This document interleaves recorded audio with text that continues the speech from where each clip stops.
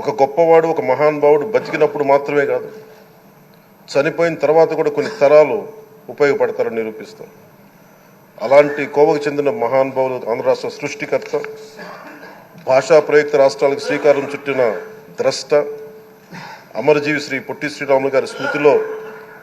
ఒక విలువలతో కూడిన ఒక సత్సాంప్రదాయాన్ని తెరలేపుతూ